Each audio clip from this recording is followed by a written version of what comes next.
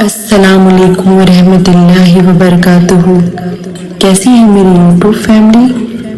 امید کرتی ہوں کہ خیریت سے ہوگی اور ان شدتوں کو اللہ سے شدت سے مانگتی ہوگی، کیونکہ کتنی پر اثر ہوتی ہیں وہ شدتیں جو ہمیں تہجد تک لے آتی ہیں۔ تیرے کن پر یقین ہے میرے اللہ، اسی لیے میری دعاؤں کا سلسلہ قائم ہے۔ جانتے ہو سکون کیا ہے؟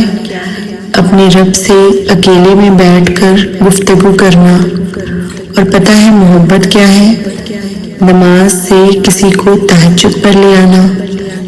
ایک درد بھری رات اللہ کے روبرو بیٹھ کر گزار دی جائے تو زندگی کی باقی راتیں جاگ کر گزارنی نہیں پڑتی۔ جب تمہیں کوئی امید نظر نہیں آتی تو وہ تمہیں تہجد کی لگن لگا دیتا ہے اور ایک نئی امید جگا دیتا ہے۔ تمہیں کیا لگتا ہے جب رات سونے کے لیے بنائی گئی ہے اور ہر شخص سکون کی نیند سو رہا ہے تو کیا وہ تمہیں بلا وجہ جگائے ہوئے ہے؟ نہیں، یہ تڑپ اللہ نے پیدا کی ہے۔ ہر چیز نصیب کا حصہ ہے، پھر چاہے غم ہو یا خوشی ہو۔ ہم سوچتے ہیں کہ ہم خود اللہ کی جانب جاتے ہیں، حالانکہ ہمیں تو اس کی جانب بلایا جاتا ہے۔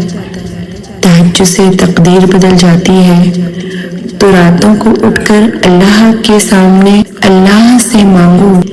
چاہت سے نصیب تک کا جو فاصلہ ہے وہ بس دعا کا ہے۔ جب تمہارے ذہن میں تہجد پڑھنے کا خیال بار بار آ رہا ہو تو سمجھ جاؤ کہ تمہاری دعاؤں کو قبولیت کا پروانہ مل چکا ہے۔ تمہاری دعائیں قبولیت کا درجہ پا چکی ہیں۔ تم بس دعا مانگو، باقی اس پر چھوڑ دو۔ کیا پتا اسے تمہارا مانگنا اتنا پسند ہو کہ وہ تمہیں اور سننا چاہتا ہو۔ اللہ سے دعا ہے کہ رمضان المبارک کے صدقے تمہاری ادھوری دعائیں قبول فرمائے اور کن کو فیکون میں بدل دے۔ تہجد اور رمضان المبارک کے مہینے میں بہت گہرا تعلق ہے۔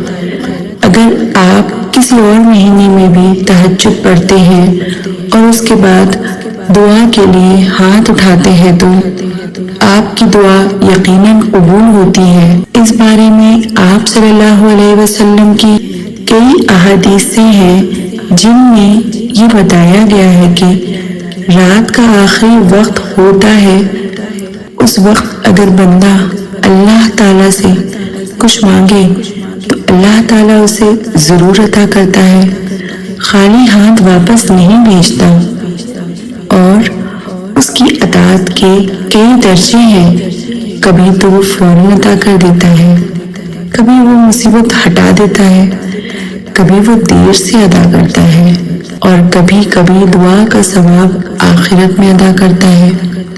لیکن تہجد کے وقت ہر جائز دعا ضرور قبول ہوتی ہے۔ خاص کر رمضان کا مہینہ ہو تو پھر قبولیت اور بھی زیادہ بڑھ جاتی ہے۔ تہجد لاڈلی عبادت ہے۔ اس رمضان تہجد میں اللہ تعالیٰ سے ڈھیر ساری دعائیں مانگنا اور رمضان میں تہجد اور بھی زیادہ لاڈلی ہو جاتی ہے۔ اسی لیے سحری سے پہلے تہجد پڑھنے کی خوب کوشش کریں۔ اس رمضان اللہ پاک آپ کی ہر دعاؤں پر کن کہہ دیں، آمین۔ رمضان کا ایک ایک سجدہ بہت قیمتی ہے۔ یہ مبارک مہینہ ہماری دعاؤں کی قبولیت کے لیے آیا ہے۔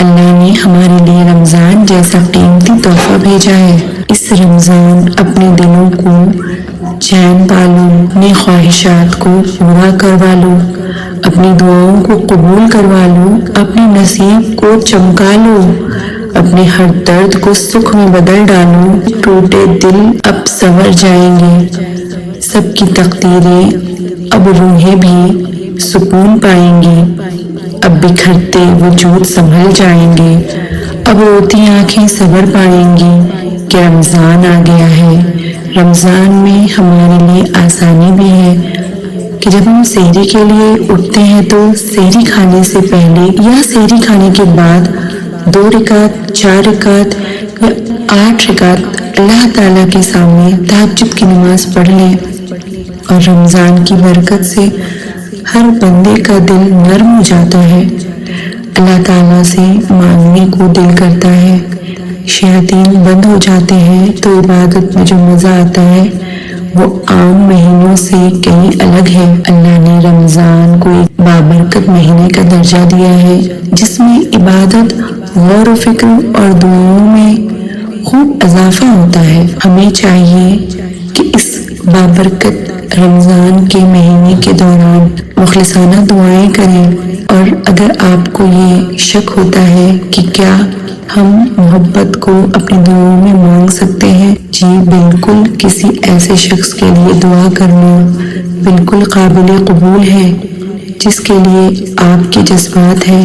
اس مسئلے پر کئی قرآنی آیات اور حدیث بھی موجود ہیں۔ اللہ قرآن میں فرماتا ہے کہ کہہ دو کہ میں تم سے اس پر کوئی اجر نہیں مانگتا سوائے قرابت داری کے، اور جو کوئی اچھا کام کرے گا ہم اسے اس میں عدل یعنی نیکی میں اضافہ کریں گے، بے شک اللہ بخشنے والا اور ہمیشہ شکر کرنے والوں کو پسند کرتا ہے۔ قرآن مجید کی ایک آیت سورہ روم میں موجود ہے، اور اس کی نشانیوں میں سے ہے کہ اس نے تمہارے لیے تمہارے ہی جن سے جوڑے بنائے تاکہ تم ان میں سکون پاؤ، اور اس نے تمہارے درمیان محبت اور الفت پیدا کی۔ یقیناً اس میں غور و فکر کرنے والوں کے لیے نشانیاں ہیں۔ جہاں تک حدیث کا تعلق ہے تو ایک مشہور حدیث ہے کہ تم میں سے کوئی اس وقت تک مومن نہیں ہو سکتا جب تک وہ اپنے بھائی کے لیے وہی پسند نہ کرے جو اپنے لیے پسند کرتا ہے۔ قرآن میں ہے، اور اللہ نے تمہیں محبت پیدا کی ہے تاکہ تم میں ایک دوسرے کے ساتھ محبت کر سکو۔ حضرت علی رضی اللہ تعالیٰ عنہ نے فرمایا کہ اگر تم کسی کو پسند کرتے ہو تو اسے رمضان میں اللہ تعالیٰ سے دعاؤں میں مانگو، زیادہ سے زیادہ مانگو، کیونکہ رمضان کریم میں اللہ پاک فرشتوں کے ایک ہونے کے لیے کن فرماتا ہے۔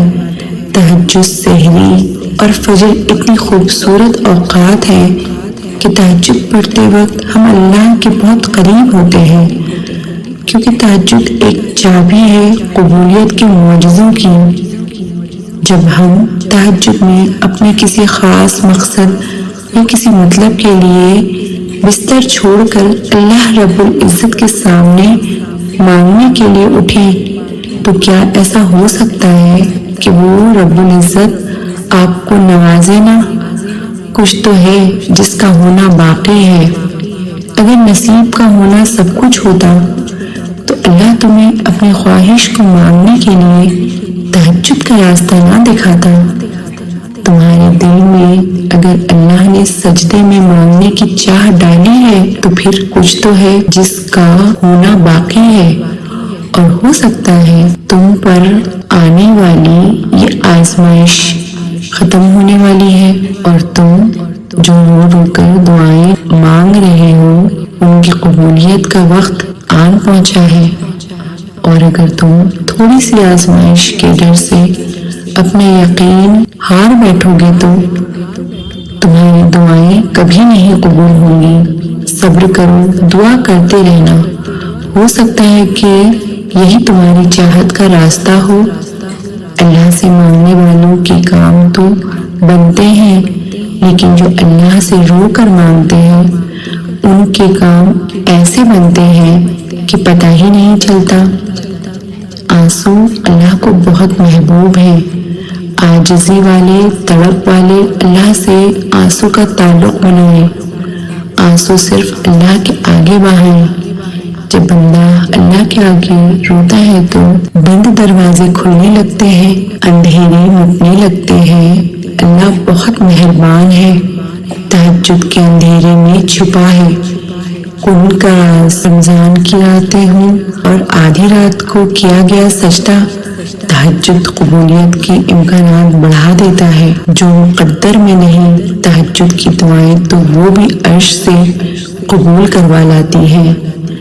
اللہ کو لگائی ہوئی پکار سیدھا عرش پر اللہ کے پاس پہنچ جاتی ہے اور دورانی دعا آنکھ سے بہنے والے آنسو اللہ سے براہ راست باتیں کرتے ہیں، اور جب بات تہجد تک پہنچ گئی ہے تو پھر تمہاری کہانی بھی حقیقت بننے والی ہے، کیونکہ وقت تہجد پھیلائی گئی جولی کو اللہ کن سے سجا کر واپس لوٹاتا ہے، اور جب کسی کو نوازنے کا سوچ لیتا ہے نا تو اس سے یہی سجدے تک لے آتا ہے، کیونکہ اللہ کو تہجد کی نماز بہت پسند ہے، اور وہ انسان کبھی بھی زندگی میں ہار نہیں سکتا جس کی امید اللہ سے ہو۔